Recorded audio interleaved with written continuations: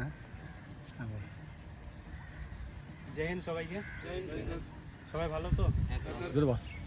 আর run টান সব ঠিক আছে?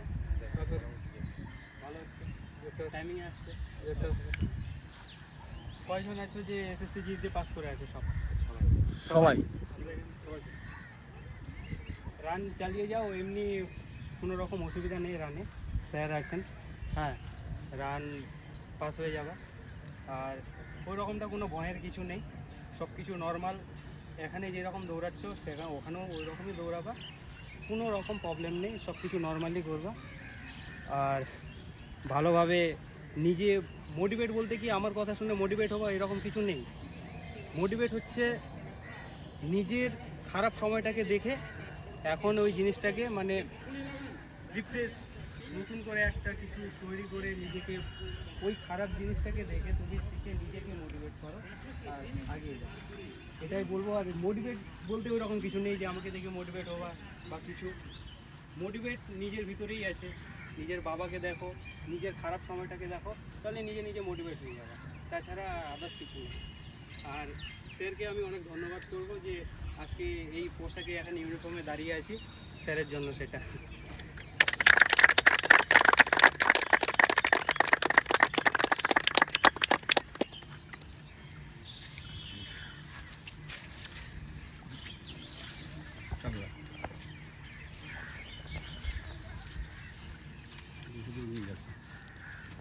হ্যাঁ, বলছি যে দেখো, প্রণব রবিদাস আজকে সিআরপিএফে সিলেকশন হয়ে এসছে। এর মধ্যে কতটা পাওয়ার চলে এসছে তোমরা দেখতেই পারছো। কারণ ট্রেনিংয়ের সময় একটা পাওয়ার আলাদাই চলে আসে।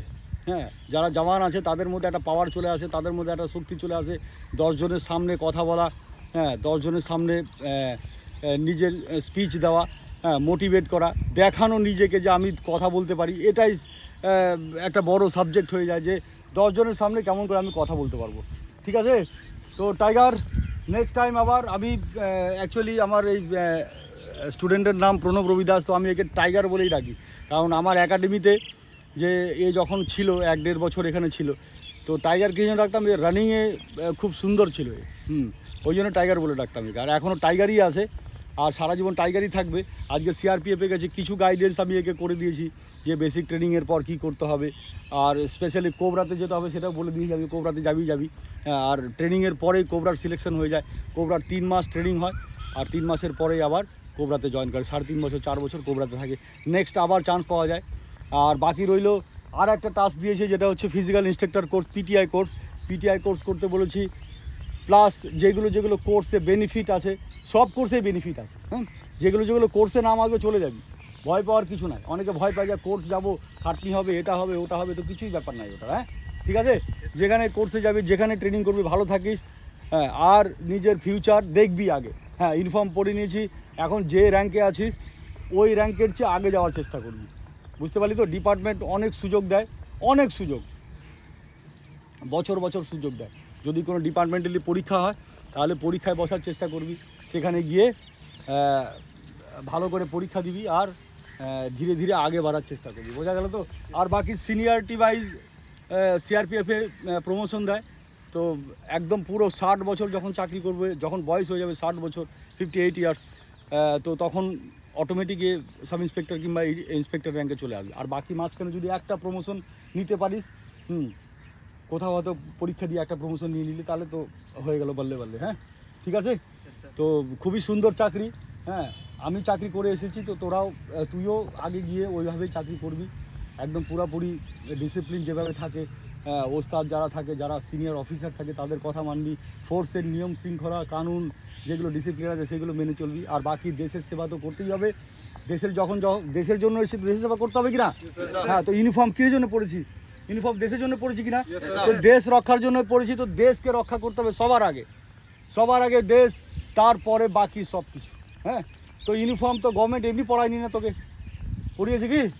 তাহলে ইউনিফর্ম পড়িয়েছি দেশের রক্ষার জন্য। হ্যাঁ, আর দেশকে সবার আগে রাখতে হবে, সবার আগে তিরঙ্গা সবার আগে, বাকি সব পিছে। হ্যাঁ, ঠিক আছে, আর বাকি সব ঠিক তো? আজকে 5 কিলোমিটার আর 1600 মিটার করালাম এদের রানিং। মেয়েদের 1600 মিটার ছিল। আমার দুটো বাবু অগ্নিবীরে, একটা অগ্নিবীরে আছে, একটা আরপিএফে আছে। তো এদের এর এর টাইমটাও 5:10-এ করলো, 5:10-এ 1600 মিটার কমপ্লিট করলো। এর 6 মিনিট লেগেছে। হ্যাঁ, বাকি টোটালি 24 মিনিটের মধ্যে ছেলেগুলো, একটা ছেলের বেশি সময় লেগেছে 25 মিনিট, আর বাকি এরা সব ফার্স্ট প্রথম মেয়ে 7 মিনিট কত সেকেন্ড বললাম বাবু? 7 মিনিট 20 সেকেন্ড, আর বাকি 8 মিনিট। 3 নম্বরে কি আসলি? হ্যাঁ, দ্বিতীয় নম্বরে কি ছিল? কত টাইম বললাম? 7:45। তোর 8:30। তোর বাবু 8:15। এই টাইম আরও কমে এর, কিন্তু আজকে মকরা করেছে আজকে। হ্যাঁ বাবু 8.5 মিনিট, 8.5 মিনিট। তো 8.5 মিনিট সময় থাকে, আজকে 8.5 মিনিটে এখানে করছে, ওখানে 8:15 8:20 হবে। 8:15 8:20 হবে। যে 8 মিনিটে করছে তার 7.5 মিনিটে হবে, কারণ কম্পিটিশানে অলরেডি টাইম কমে যায়। ওখানে তো আর নর্মাল রানিং হয় না, ওখানে কম্পিটিশান তো কম্পিটিশান, র্যালি তো র্যালি, তো ওখানে জান লাগিয়ে দৌড়াবে, তো সময় অটোমেটিক কমবে।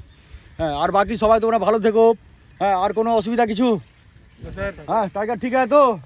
हाँ बोल भारत माता की, भारत माता की, भारत माता की जय हिंद, जय हिंद, जय हिंद, जय हिंद, जय हिंद। नहीं तो जय हिंद सर, जय हिंद, जय हिंद। आपका जन्म खाली এইটুকু নিচে